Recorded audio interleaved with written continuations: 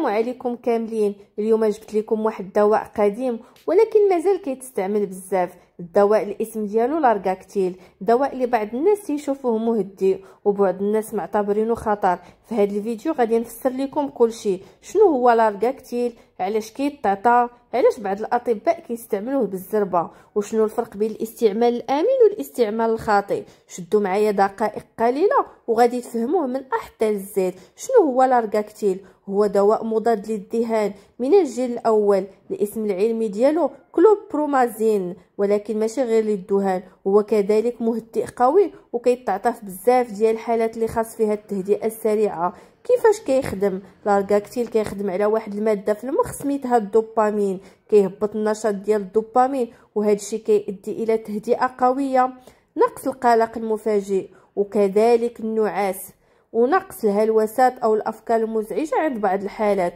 وتخفيف التوتر الحاد. هو دواء كيضرب بمطرقه، ماشي كيهديك غير بشويه، كيعطيك واحد السكون قوي. شنو هما الاستعمالات؟ كيستعملوه الاطباء في حال هاد الحالات: القلق الحاد والهيجان الشديد خصوصا في المستعجلات او الضغط النفسي الكبير، وكذلك نوبات الهلع اللي كتكون قويه بزاف ولكن ما كيعطوش كعلاج طويل الامد. الذهان يعني الناس اللي عندهم هلوسات سمعيه او بصريه او اضطرابات نفسيه كبيره، وكذلك الحساسيه القويه حيث كيهد الجسم في بعض الحالات. الغثيان والقيء بحال الناس اللي كيديروا علاج السرطان كيعطوه كعلاج مساعد، وكذلك الارق الشديد ولكن استعمال نادر حيث عنده اثار جانبيه بزاف. شنو هما الاثار الجانبيه؟ من الادويه القديمه وفعال ولكن عنده بزاف الاثار الجانبيه. خاصني نكون واضحه معكم: النعاس القوي كيقدر ينفع ولكن يقدر يعطل الحياه اليوميه. وما نساوش الدوخه وثقل في الجسم حيت كيهبط الضغط. جفاف الفم والامساك زائد الزياده في الوزن.